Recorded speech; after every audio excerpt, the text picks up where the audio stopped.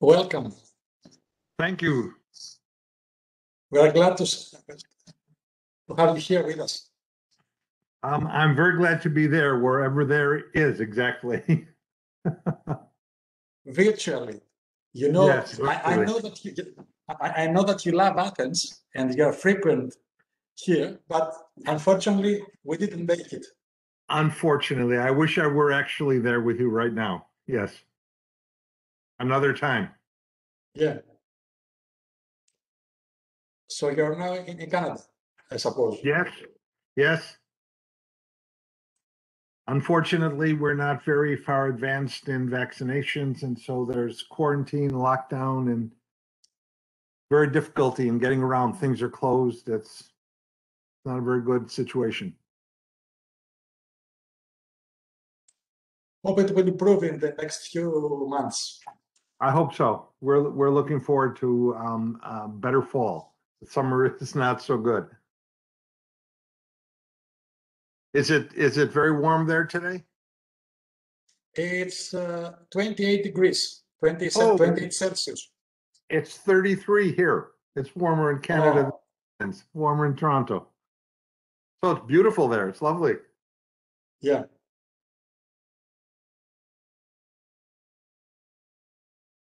So we expect the others to come. We will start in about 7 minutes.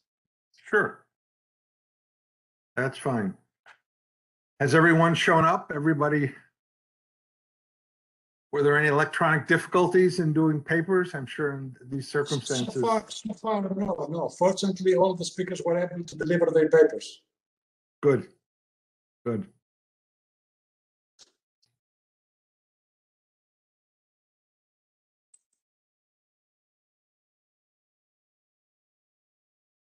I would like there to be more difficulties so that nobody is tempted to keep up this way of doing it when this is over, and we can go back to face-to-face meetings, and we can go back to having a glass of Ouzo together and talking into the night. I think that a blended system will dominate in the next few years. Yeah, probably. Probably.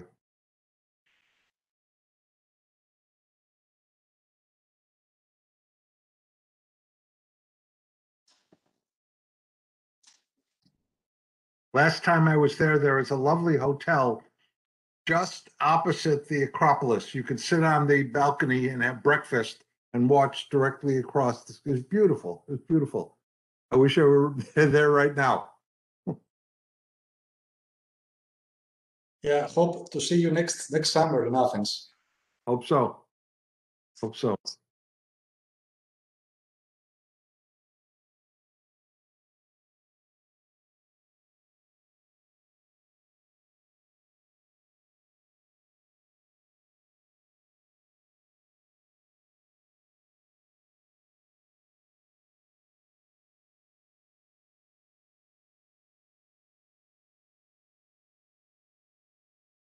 Wonderful conference, really wonderful.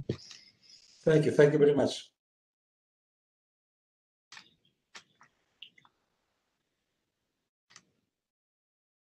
And now, Lloyd, what are you working on? Well, several things. I'm just finishing the new Cambridge Companion to Plotinus with James Wilberding. Mm-hmm. And I have finished a book on Plato's moral realism, which is with Oxford now. And I'm working on a book on Proclus as exegete of Plato. So lockdowns and quarantines are generally very depressing, but they're good for scholarship. Yeah, of course. People get more productive.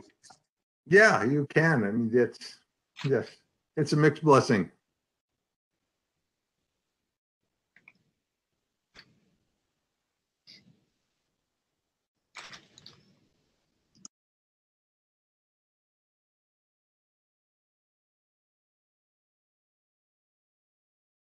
Are tourists coming back to Greece?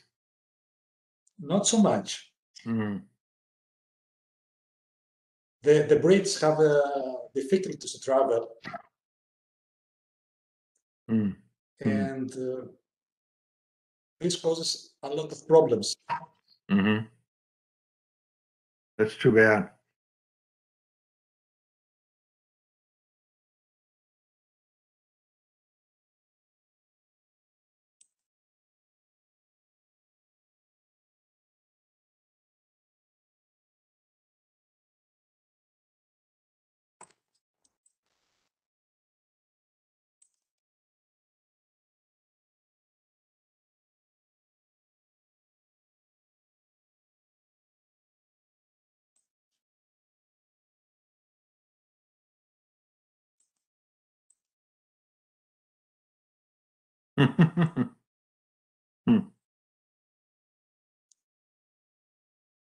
The problem will be financial.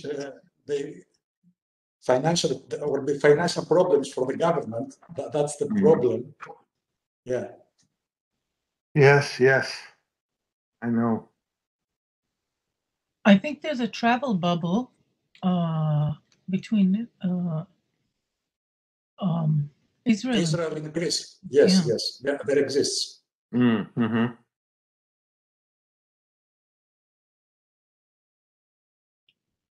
But the main touristical markets for Greece is Germany, the Scandinavian countries, and England. Yeah. Well, unfortunately, there's no tourist bubble between Canada and anywhere else. Even if I go to the States, and coming back, I would have to be quarantined for 9 days, and very difficult.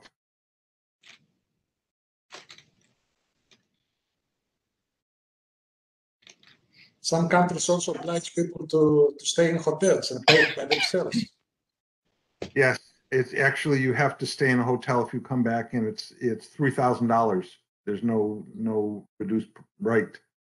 They make it as difficult as possible. So the people who go, only those who have to go for business must go, or for a personal family issue. Tourism is from Canada and to Canada is not happening now. So Professor Arabatzis will introduce Lloyd, and after that we will start. Very good. So, shall I start? No, Professor Arabatzis first will introduce you to the audience, okay. and then we'll start. Very good. Γιώργο, δεν σε ακούμε, πρέπει να κάνεις unmute. Well, we should wait 1 or 2 minutes because we just finished. Just wait a little bit.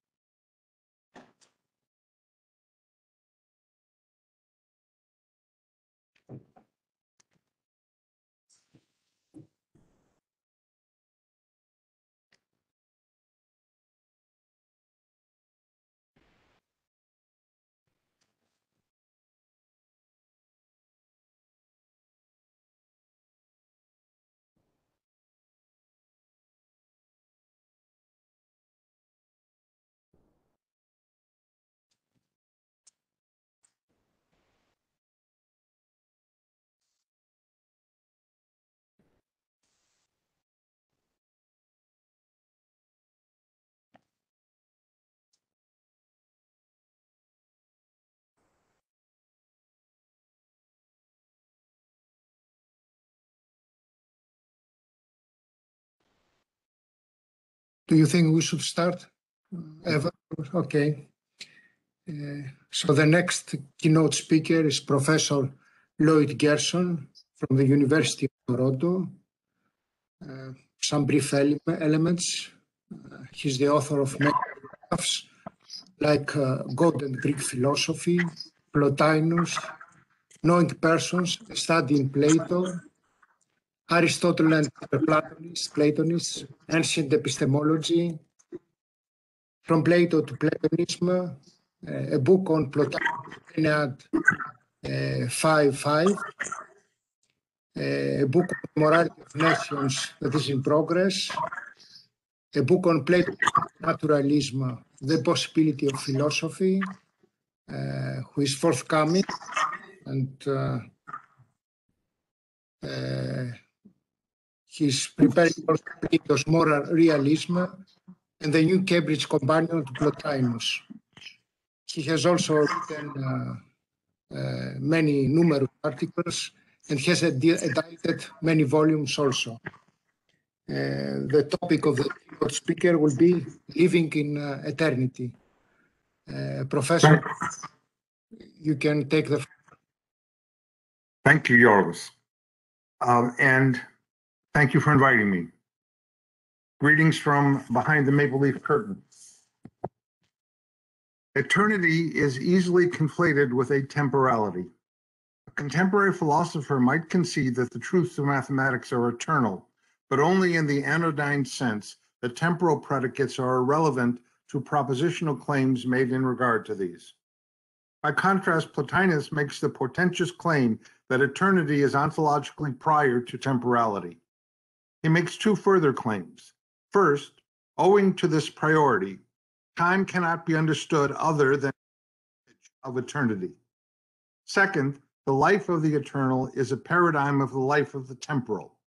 If these claims are true, philosophers of time, or those who integrate time into their ontologies or epistemologies, without taking into account the imagistic nature of time, are engaging in exercises in futility.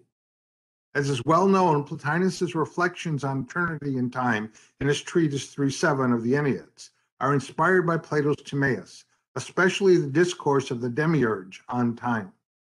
In this paper, I will focus on the ontological priority of the eternal to the temporal and the paradigmatic nature of eternal life. The remote foundations for the claim that eternity is prior to temporality is the following line of thought. Start with our manifest ability to detect differences, broadly speaking, in the sensible world. We assume that we know the difference between something sweet and something bitter, between red and yellow, between hot and cold, and so on. Anyone who claims to have this ability is, it seems, committed to claiming that they have the ability to identify anything that is held to be different from anything else. More pertinent to the present issue, if I can identify anything that is held to be different from anything else, I can re-identify it. In other words, I can be confident that this is the same in nature as that, where this and that refer to that which is self-identical. To see that the alternative is extremely problematic. Consider someone who is robbed and sees his attacker, but denies that he can identify him in a police lineup. Not that he might have trouble identifying him, but that it is impossible for him to identify him, even though he saw him in the first place. If you cannot potentially re-identify something, you cannot identify it. Often, when we ask someone if they can identify something, say a smell or a taste, what we mean, of course, is whether they can re-identify it. But, so the line of reasoning continues, to identify something and therefore to commit oneself to being able to re-identify it is also to be committed to identity through time. For me to be the same person yesterday and today is for me to have an identity through time. However, temporalized identity is not unqualified identity. That is, S at T sub 1 cannot be strictly identical with S at T sub 2, if strict identity requires no property differential between or among things putatively identical.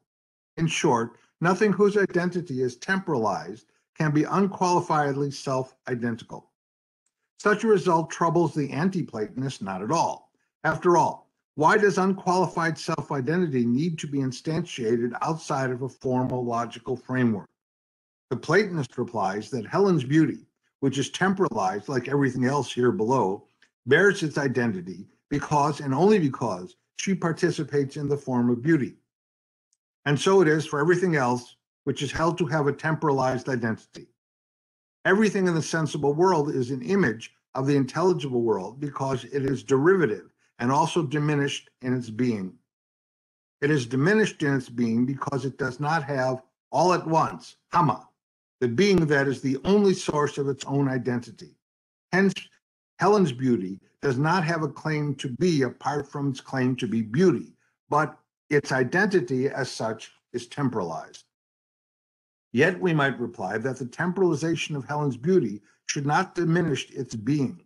It has being at every moment of its temporalized being, its temporalized life. But again, the Platonist will reply that because Helen's beauty is temporalized, it is constituted by material that is constantly changing. As Helen ages, even by seconds, her beauty is changing, and still it is beauty, although diminished in its being. It is essential to the understanding of the Platonic position that images not be thought to be illusions. Images, including time, are real, but not really real. Images are only illusory insofar as they are confused with that of which they are images. The illusory facade, skiagraphia, of virtue in Phaedo is really an image of virtue, but only illusory insofar as it is taken as a substitute for true virtue.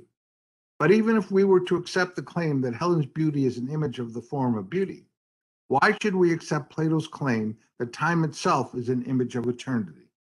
This question naturally takes us to Plotinus's argument that time belongs to the life of the soul of the cosmos, just as eternity belongs to the life of intellect. The simple explanation for this claim is that there is, and using the word simple for Plotinus is always an exaggeration. The simple explanation for this claim is that there is no time without motion, but that time is not a measure of motion as Aristotle thought. First, time could not be a measure of every motion, including the disorderly motion of the pre-cosmos. It could only measure orderly motion. It could not be a discrete measure since discrete measures are atemporalized, for example, 10 days. Nor could it be a continuous measure like a line. For if it were a continuous magnitude like a line, it would accompany time and not measure it. So time is constitutive of orderly motion, that is the motion of the soul of the cosmos. To imagine a cosmos without life amounts to imagining a disorderly pre-cosmos without time. So Plotinus sees time as a property of the life of the cosmos. Hence it is a property of the ensouled cosmos. Since time is an image, the life of the cosmos is an image of the life of the intelligible world. The passage of time is only illusory if it is taken for a property of the really real. The more complex explanation takes us to the question of how the life of the cosmos is an image of the life of the intelligible world, or in other words, how time is an image of eternity.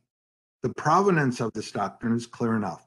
First, it includes the important passage at Sophos 258e, 259a, where the Eleatic stranger asks the rhetorical question, are we really going to be so easily persuaded that motion and life and soul and thinking are not present in the totally real, that it doesn't live or think but stands motionless, solemn and holy, not having intellect? I shall not take the time here to argue for the correctness of Plotinus' interpretation of this passage, according to which Plato does indeed intend to insinuate life and soul and thinking into the really real. I shall only add that, for Plotinus, Aristotle unquestionably confirms this interpretation in his Metaphysics when he attributes life to the unmoved mover, specifically the energia nous, which is the best life and everlasting, aidios. There are several points here that need to be emphasized. First, the life of the intelligible world is to the life of the sensible world as eternity is to time. That is, as paradigm is to image or copy. Second, the life of the intelligible world is solely intellectual, the highest psychical function. There are no psychical functions there other than intellection. So, Plotinus will further claim that other psychical functions, including those of embodied cognition, affections or emotions, appetites, and then even non-conscious life functions are images, ultimately of the highest. So, for example, sense perception is an image of intellection, and even nature itself engages in a sort of contemplation or cognition in its orderliness and regularity. I would like to suggest that the primary reason for maintaining that the life of soul is an image of the life of intellect is that the hypostasis soul is just the life of the living being. And since the intellect or demiurge is cognitively identical with the living being, we have the metaphysical guarantee that a temporalized life of the soul of the cosmos, insofar as it is a life, will be an image of the life of the living being or the hypostasis soul. Intellect produces the living being as the result of its emphasis for the one. So the life of being, the life that Plato refuses to eliminate from the intelligible world, is derived from the life that is intellect. In fact, the hypostasis soul is the paradigm of orixis, the desire that is, so to speak, orthogonal to the desire for the one. Just as intellectual desire for the one produces the inferior, certain, unquiet power, so soul produces nature and the traces of nature. This is the power of discursivity and of natural productiveness. Philosophically, Plotinus needs arguments to support his claim that eternal, intelligible reality is essentially alive, that is, alive in the sense of engaging in intellection. His arguments are contained in his treatise that the intelligibles are not outside the intellect. The principal argument is that if intellect is not internally cognizing intelligibles, then intellect will not possess the truth of these things. It will be deceived with regard to them. The argument is easily misunderstood to be question-begging. After all, why can't we simply deny that anything has the truth of these things? All eternal intelligibles must be internally related. If this were not the case, then there could be no necessary truth, that is, no necessary non-analytic truth. So, if it is necessarily true that 5 is odd, this is because fiveness and oddness are eternally related. But eternal relations are identity relations of some sort, though they cannot be identity relations in the primary sense. So to put it roughly, part of what fiveness is that it is odd, or more perspicuously, the proposition 5 is odd is necessarily true because in a sense, fiveness and oddness are identical, albeit qualifiedly so. And since this is not unqualified identity, they must yet be different or distinct. Two things can be distinct, or in some theories, they can be identical, but they cannot be simultaneously distinct and identical. Consider our old friends, the morning star and the evening star and the planet Venus. The morning star is distinct from the evening star, yet they represent or stand for the identical thing. Now leave aside the one who thinks that the morning star is Venus and thinks that the evening star is Venus. Then there is no morning star or evening star for Venus to be identical with. That is, Venus is the morning star, but only for someone. So too for Venus and the evening star. In other words, one thing appears variously to those to whom this can appear. Analogously, being, to on, is identical, but it does not just appear as multiple to intellect, it really is multiple for intellect. So it is because intellect is eternally cognizing being. It cognizes the one identical thing in its variegated multiplicity. That is, it cognizes, for example, the internal complexity of the ordered series of integers and of geometrical figures. If intellect were not eternally doing this, then it would not be necessarily true that there are 5 and only 5 regular solids, or that a tangent touches a circle at only one point. So, being is, as Plotinus says, a one-many, not just because being is intrinsically complex, but because intellect is distinct from, but identical with being. Based on this argument, we can say that eternity is not simply a property of life and a property of being, but that eternity is a property of living being, the being that intellect is. Perhaps will help clarify this point to add that Plotinus follows Aristotle in maintaining that in intellection, the thinker is cognitively identical with the object of thought. Intellect eternally thinks, as it were, the morning star is identical with Venus and the evening star is identical with Venus, but the morning star and the evening star is distinct. To this, we need only add that in doing this, intellect identifies itself both with Venus and with the morning star and the evening star. We embodied thinkers differ from intellect in the following way. All thinking is a form. This is true of Plato, Aristotle, and Plotinus. Form is itself neither universal nor particular. Our thought of five is particular, but the manner in which we think it is universal. The eternal and internal connection between fiveness and oddness is neither a connection between particulars, nor is it a connection between universals, which, hypostasized, are only representations of eternal intelligibles. People mistake the necessary connectedness among intelligibles for the conceptual connectedness represented by these hypostasized thoughts. That is one reason why necessary truths are thought to be merely conceptual or analytic a priori, and so tell us nothing about the real world outside our heads. Our thinking of five and odd and our cognizing the proposition five is odd only represents the relation between intellect and being. This representation is itself an image of the really real. Returning to our main theme, the life of the temporalized soul here below is only an image of the life of intellect, which is eternally cognizing being. Everything here below has access to the intelligible world insofar as it possesses any measure of intelligibility. But rational souls alone have access to intellect. Despite their being embodied and so necessarily temporalized, they're capable of engaging in activity or energia, as opposed to merely having motion or kinesis. The very fact that we can think means that we can engage in activity which, paradigmatically, is eternal. Even if kinesis are necessary conditions for any embodied activity, still the activity stands apart from the temporalized stream. The way to experience eternity is to be in the present, not in the past or in the future. The longer you extend the present, accidentally, of course, the more you participate in that activity. If you are oriented toward the future, you are as far away as you can be from eternity. If you live in the past, you are closer, but not as close as you would be if you lived in the present. I take it that this is what Aristotle means when he says that the unmoved mover does always what we do intermittently.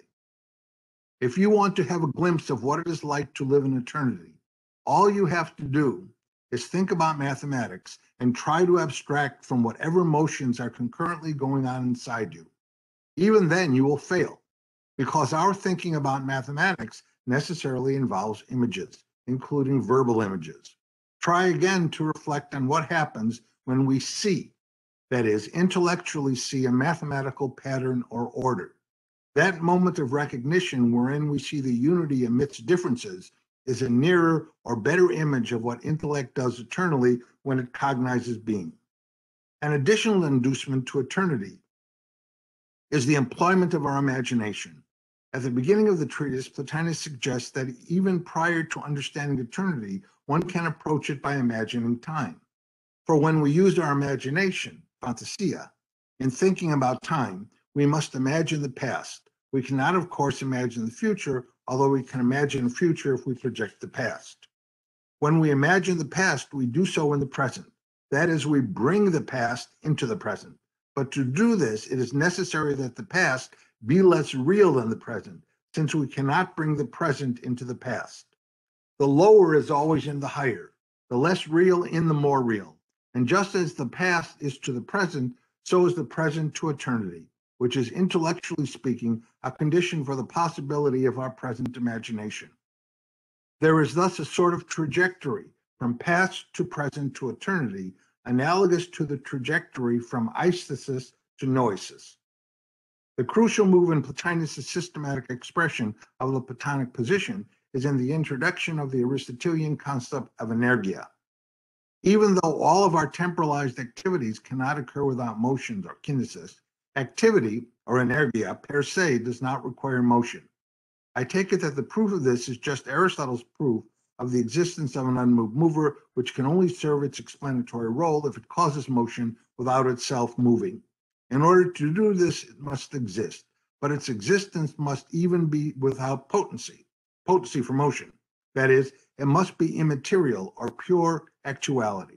Although Aristotle does not explicitly argue this in Book Lambda of his Metaphysics, The only possible immaterial reality is the activity of thinking.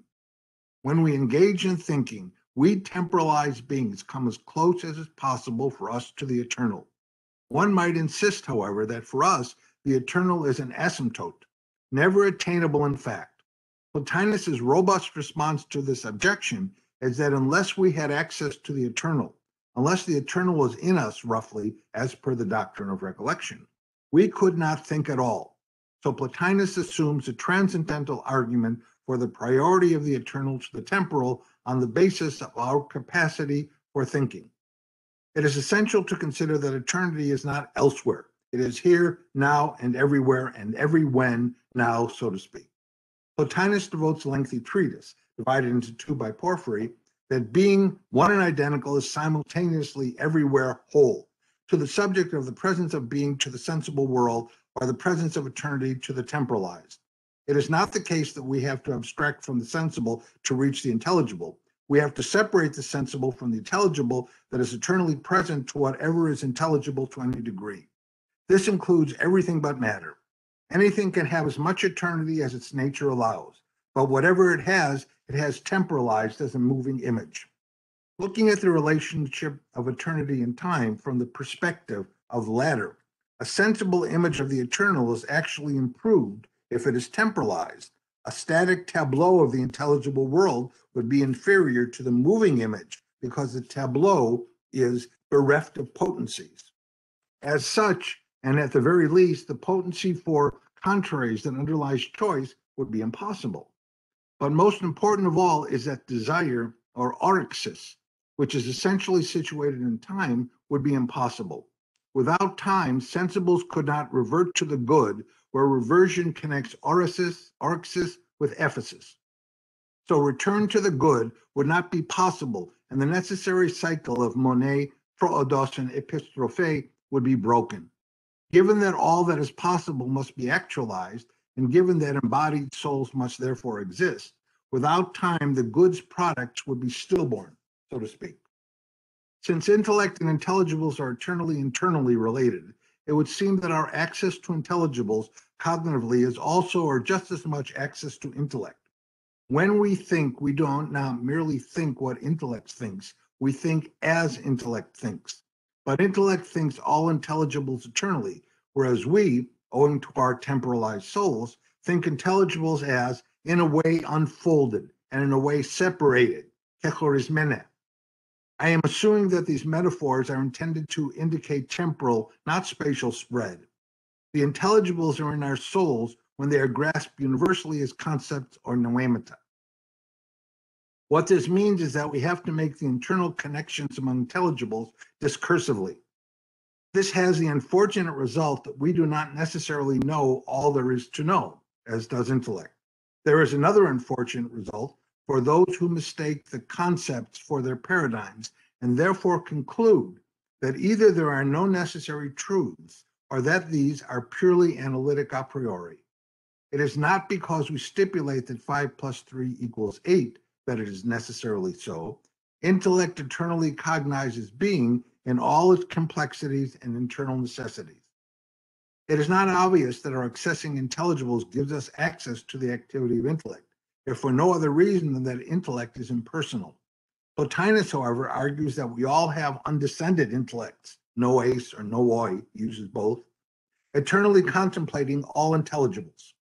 So our access to our own eternal intellects is viewed by Plotinus not as our somehow peering into the thinking of someone else, but our paying attention to our own thinking. In thinking about intelligibles, we do not just access intelligible eternity, rather we also access our own eternity. So we contemplate eternity and the eternal with the eternal in us, as Plotinus says. The life of souls, especially rational souls, is essentially a series of cyclical motions. The principal cyclical motion is that of the soul of the universe. Time is just the motion of this soul. The moving images of eternity are both instantiations of intelligibles and manifestations of the activity of intellect at the temporal level. Why does Plotinus identify time with cyclical motion instead of the ordinary motion of bodies? For Plotinus, a question like this always requires for its answer that it be set within the framework of the three fundamental hypotheses. The one is uniquely productive of the being of all things. Because the one is the good, and because the effect is contained within the cause, everything desires the good insofar as it desires anything. Intellect has desire, ephesis, for the good, and attains it eternally by contemplating all intelligible. But we know that embodied beings with desire are possible because they are real. Ab esse ad posse. So there must be some things. Otherwise, the good would be per impossibile, grudging or limited in its productive power. The desires of souls that are embodied are, so to speak, horizontal rather than vertical. Souls seek to attain apparent goods, whether or not these apparent goods are in fact really good. All apparent goods sought are either in the future or else once possessed their continued possessions in the future. Hence, time is an essential property of embodied life, understood as the locus of desire. The structure of action is essentially temporal, and hence an image of eternal activity, structure of praxis. The apparent good, which is the goal of the action, whether this apparent good is really good in fact or not, is apparent precisely because it is an image. To be embodied is to be tied to the pursuit of apparent goods. The gap between merely apparent goods and apparent goods that are real goods is the locus of the life of souls. Even the virtuous person for whom what appears to be good is in fact good is enmeshed in images of the eternal. The surest way to transcend these images is to extend the present as much and as far as possible. The unequivocal good is the activity of contemplation of the intelligible world. In contemplation, we move the present closer to the eternal than when, as is normal, the present is specious and is dissolved in the past and future. This is what contemplation, theoria, does. When we contemplate eternal, intelligible reality, we come as close as embodied beings can come to eternity. This follows from the fact that in contemplating, we are accessing or drawing near to our eternal selves, our undescended intellects, which are eternally contemplating all intelligibles. It is a mistake to suppose that the positing of the ontological and epistemological priority of eternity time sheds light on the question of whether time has a beginning. Plato says that the demiurge who looks to what is eternal, aionios, made an eternal image, aionion eikona, of that. There are at least two plausible explanations for why Plato uses the identical word for what is eternal and what is temporalized. The first is that the image has no beginning and no end, therefore it is everlasting, and everlastingness is one way of being eternal. That is one way of having unceasing identity. The second is that the image is eternal in the sense that whenever it exists, including if it did not exist before it existed, it images the eternal. But on either interpretation, the eternity of the image does not settle one way or another the question of whether the image created by the demiurge has a first moment in time. From the point of view of the image, the eternal is everlasting since the image can only see the eternal from the temporal perspective. From the point of view of the eternal, the image is eternal since it can only see the temporal from the eternal perspective. For this to be otherwise, the life of any embodied image would have to cease to be embodied, or the life of the paradigm would have to cease to be eternal. This is impossible, just as impossible as making Socrates an image of the painting of Socrates. In other words, the relation of the eternal to the temporalized is fixed by necessity. There could not be something with a temporalized identity unless there were an eternal paradigm. And given the unlimited fecundity of the good, as it turns out, there could be no paradigm without temporalized images. Almost finished. Challenging the necessary hierarchical symmetry of paradigm and image amounts either to inverting it and saying that time is the paradigm of eternity, or else making these ontologically on a par. The latter alternative is manifestly impossible, since the eternal is not one way of being temporal, nor is the temporal one way of being eternal. The former alternative, by far the most widely held one, has to grapple with the problem of showing how temporalized identity is paradigmatic. But once one is committed to making identity paradigmatically temporalized, one is soon left with the arbitrariness of attributions of identity. As many philosophers have argued, the claim that I am identical with the person who was here yesterday, or alas, in Athens last year, is no more compelling than the claim that I am not and cannot be. temporal predicates undermine strict identity. And if we abandon strict identity, then the new paradigm, temporalized identity, is actually no paradigm at all. In these circumstances, identity must be relativized to pragmatic ends. One can say that the rehabilitated criminal is or is not identical with his old self. For Plotinus, at any rate, and in Plotinus's view for Plato, the real alternative to the imagistic nature of time and that which is temporalized is to abandon identity altogether in the sensible world. This is exactly what seems to have been done with the sequestering of identity to a formal concept and logic. I go on in the paper to talk some about some contemporary alternatives, presentism and so-called eternalism, but I'll stop right there. Thank you.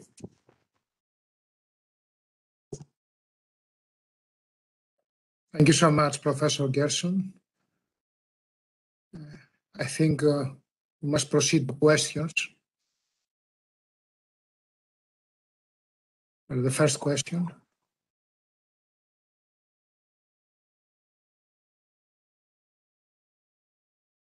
Kevin has a question and Victor has a question. So, please.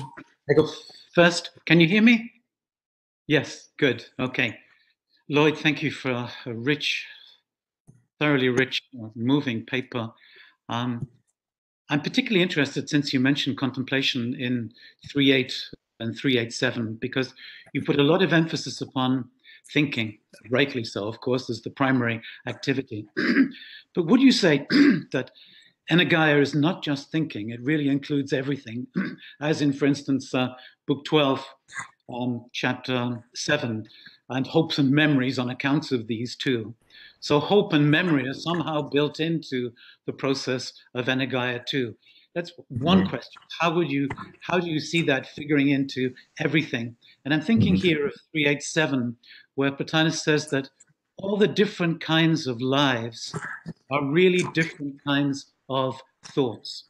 I'm just wondering generally how you might figure that into, let's say, what you've rightly put forward in 3.7.11, the metabatic movement of soul into reality. And I agree with you that it doesn't make time illusory, precisely because, in fact, actually, time is really dynamically anchored in eternity. And therefore, in actually collecting, as you said, bringing the past to the present into eternity would be one of the trajectories of soul, and a trajectory by which we could understand time on different levels, according even to different species appropriation of these things, even according to rocks, etc.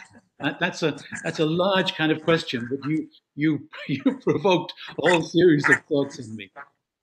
Well, thank you, Kevin. Let me say, first of all, how nice it is to see you again. And you. And let me just speak very briefly about some many very interesting things you raised, and particularly about hope and memory. As I'm sure most of you know, Plotinus considers the question of whether memory belongs in the intelligible world and decides finally against it. That memory is a facet of temporalized being. And with regard to hope, he doesn't even mention it because it is no part of the story. Elpis, except in late antiquity, is hardly a virtue. One of the fundamental differences between Platonism and Christianity is that in Christianity, hope is not just a virtue, a theological virtue. But within a Platonic framework, to be oriented towards the future, which is to have hope, is to be as far away from eternity as you can possibly be. Living in the present is what it means to be attached to eternity. So just that part of your question, and I'll stop there. I think that Plotinus would quite explicitly eliminates memory and would certainly eliminate hope.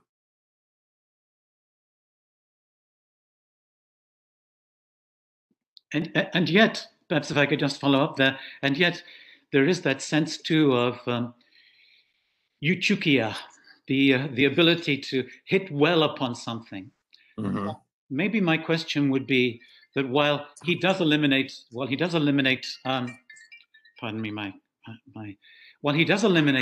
memory in 4.3 at the end of 4.3 there, and I'm going to talk about the imagination, I'm wondering if, in a sense, characteristic of Plotinus, as you said, he's never very simple.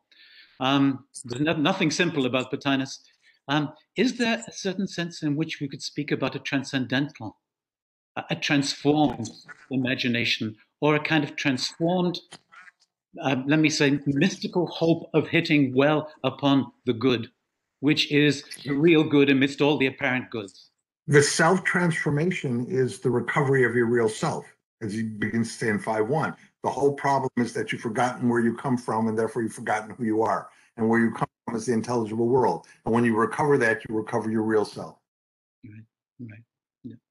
Thank you. We proceed to the next question. Thank you, Professor, for your presentation. My question were more referred to the image of eternity, which is time, as we know, and moving image, just a moving image. Yes, moving image, exactly. Essential characteristic. So I would be interested to hear your opinion on the following, namely, do you think that Plotinus's qualification of time as life of the world soul has or could have firm basis in the Timaeus itself, because of the following. In 37d, 38b, of course, Plato writes that eternity is the nature of the intelligible world or of the living being. Then he also writes that time is the moving image of this eternity. Furthermore, as the essence of eternity is to remain in unity, essential characteristic of time is change or motion. And finally, the cause or origin of all change and motion in the universe, I suppose, is the world soul. Therefore, time is the nature or life of the world soul as much as, but eternity is the life or the nature of the intelligible world. Right. So what would be your opinion on these ideas? Well, if I understand you, that's exactly what I said in my paper. That time is constitutive of the life of the world soul, and yes, and also all that has soul. And the eternal is constitutive of the life, the Zoe, of intellect.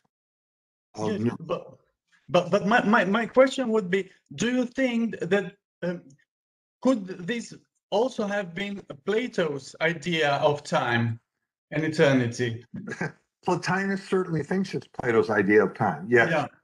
Right. Of course, Proclus thinks that he has Plato's idea of time exactly right, and he has it slightly different from Plotinus. But that's okay. Thank you. Thank you, Victor. Another question? Third question.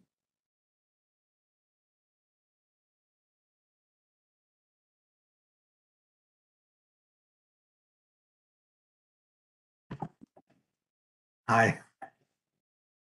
Third party has a question. Thank you. I keep forgetting it. Hi. Now let me see if I got you right. Can you hear me? Yes. Yes, Eva. Hi. Hi.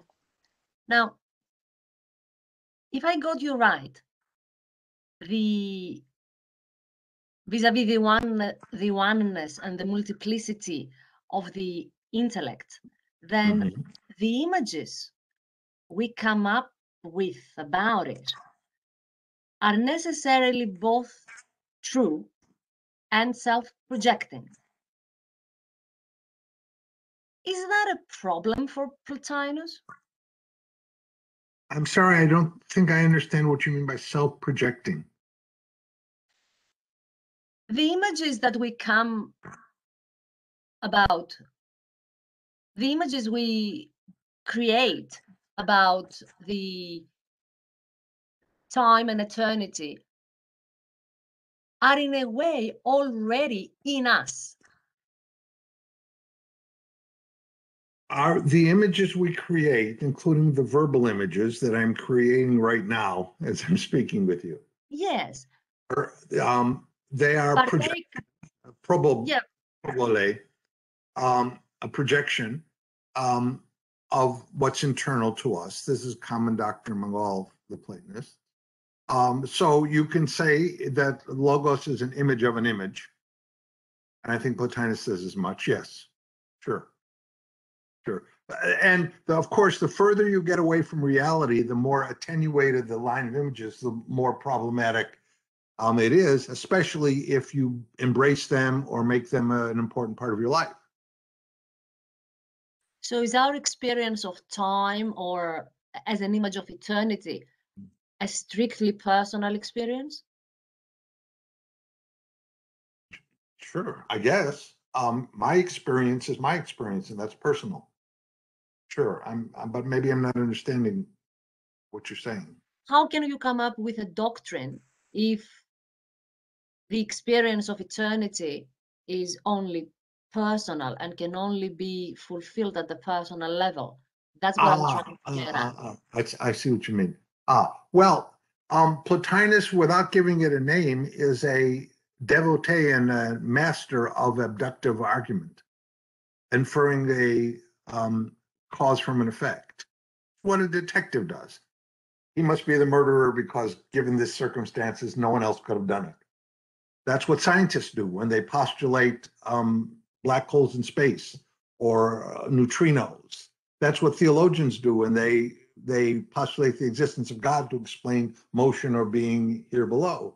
That's what psychologists do when they talk about the unconscious as an explanation. And Plotinus's whole metaphysical framework is a kind of abductive argument from our experience here below, whether it be eistasis or orixis or eros, all the manifold experiences that we have here below. His metaphysics is a series of abductive inferences, is what is necessarily the case in order to explain everything here below. So eternity, that is, the paradigms, start with the paradigms. The paradigms are necessary to explain what's here below, identity and difference. And the paradigms have to be eternal because if they were temporal, they would not be paradigms anymore, and so on. So we build up the metaphysics of the intelligible world as part and parcel of a continuous abductive reasoning process. Thank you. Professor Bartley has a question also. Thank you, Lloyd. I'm sorry I don't have the camera. It's not working for me this evening. That was Hi, Dirk. How are you? That was deep and fascinating, as usual. And part of the interest for me comes from the fact that, you know, you find philosophical plausibility in many of the things that I find only historical interest in. Mm-hmm. One of the things you say at the end of the paper that I thought went really, really deep was the idea that one of the fault lines between contemporary philosophy and ancient Platonism is the insistence on the univocity of being in contemporary philosophy. Mm-hmm. And it felt to me as I was reading the paper a second time that this is intimately connected with your claim that people who embrace just ordinary notions of quantification can't make any sense of what you're calling temporalized identity. Mm-hmm. And that sounds like there ought to be some sort of linkage, because if I were teaching logic and I was telling the students, you know, how would you write Lloyd exists in first order predicate calculus, it'd be there exists an X such that X is identical to Lloyd. Mm-hmm. But that's rather vague for me. Can you put those two thoughts together for me clearly? Because it's late at night here and I'm losing the plot. Well, you began by giving the key to the idea, and that is the abandonment of the equivocity of being. Once you flatten it out, which you have to do to bring being in, to bring existential quantifiers into a formal logical framework, then you lose the ability to talk about grades of identity. And so you lose the ability to talk about the difference between an eternal being self-identical and a temporal being self-identical. And once you lose that, then either you have no paradigms and everything is equal, whatever you're prepared to quantify over as an identity, or you begin to take something temporal as paradigmatic. I think both of these alternatives are hopeless. And so either you accept the equivocity of being, or you accept that identity is a pragmatic consideration, as for most philosophers it is, in the sensible world. To call something the same as it was yesterday is purely a matter of convenience, or the same as it was a second ago is purely a matter of convenience. This is a kind of highfalutin Heracliteanism. Oh, come now. I mean, your friends, your four-dimensionalist friends will say, look, some collections of time slices constitute an object, and to say that Lloyd yesterday is the same as Lloyd today is just the same, say they're parts of the same damned object. But you can say otherwise. Of course, you can stipulate that Lloyd is this object according to these criteria. Of course you can. But then someone can stipulate it otherwise. Right? To say that the criminal is the same person who went into prison before his rehabilitation, or to say that he's a different person after rehabilitation is purely stipulative. It has a social function, a political function. It's not metaphysics. The metaphysical notion of identity in a temporalized world is abandoned once you make it univocal. We need beer to discuss this further, I think. Absolutely, we need beer for many, many reasons. Thank you. It's great to hear you, Dirk. I wish I could see you too.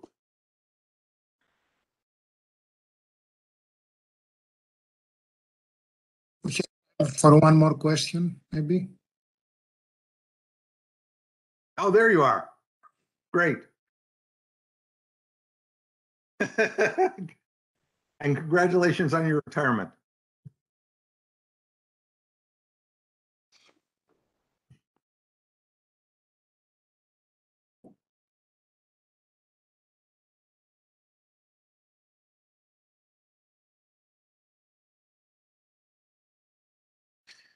It seems there are no more questions. So we thank again Professor Gerson for this speech. Thank you very much, Professor. Thank you very much for having me. Thank you for listening. The paper is on Dropbox with all the footnotes, and I'd be happy to respond if you'd like to send me an email with any questions or criticisms. Thank you once again. Thank you very much. Thank you. So we will be back to sessions in 10 minutes. Is that it? Yes. We have a 10 minutes break. Okay. We'll wait you back in sessions. Thank you again.